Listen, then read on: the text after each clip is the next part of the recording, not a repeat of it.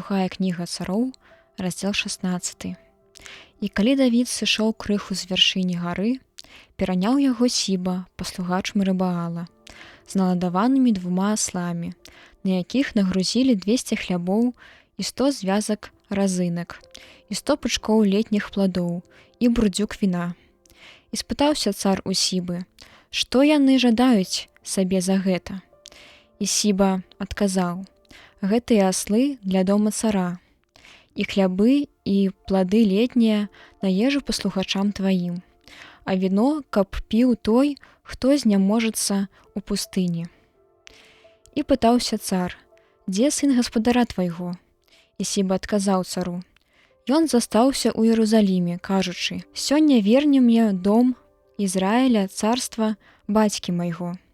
І сказаў цар Сібе: вось тваё ўсё, што належала Мерыбаалу. І Сіба сказаў: прашу, хай знайду я ласку ў цябе, гаспадар мой цар. І прыйшоў цар Давід у Бахурым, і вось выйшаў атуль чалавек з роду дому Саўлава, на імя Сямэй, сын Гера, і ішоў на хаду, праклінаючы яго, і кідаў камяні ў Давіда і ва ўсіх паслугачоў цара Давіда, а ўвесь народ і ўсе ваяры наймагутнейшыя ішлі побач з царом з правага і з левага боку.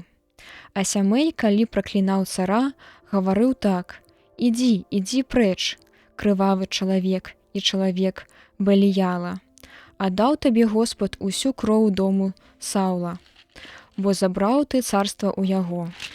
Таму аддаў Господ царства ў рукі Абсалома, сына твайго, і вось прыціскаюць цябе ліхоты твае, бо ты крывавы чалавек.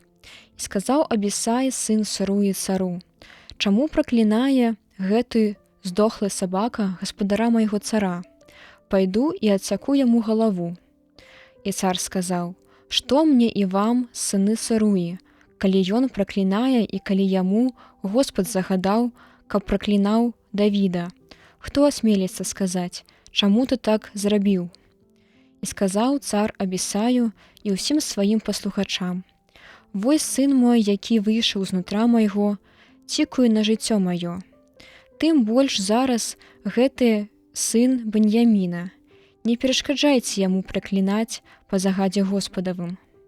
Можа, Господ гляне на смутак мой і аддасць мне дабром за сённяшні праклён. І ішоў Давід і людзі яго дарогаю далей, а Сямэй ішоў па горнай градзе збоку, праклінаючы і кідаючы камяні ў яго і абсыпаючы зямлёй. І прыйшоў цар і ўвесь народ яго, змучаныя аж да водаў, і там адпачылі. А Абсалом і ўвесь народ яго, людзі Ізраіля, увайшлі ў Іерусалім, і Ахітатэл быў разам з ім. І калі Хусай Арахеец, сябар Давіда, прыйшоў да Абсалома, той сказаў яму: хай жыве цар, хай жыве цар.